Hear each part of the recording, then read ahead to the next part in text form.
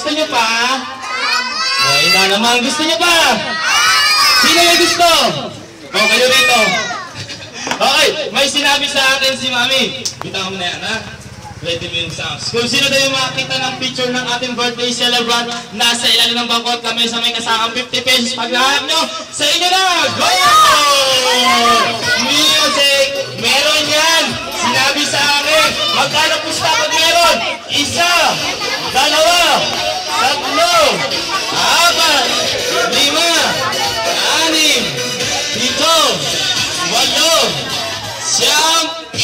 May nakita kayong wala? Mahina naman. May nakita kayong wala? Wala! Eh, wala naman talaga eh. Tignan nyo, pagdating sa perang,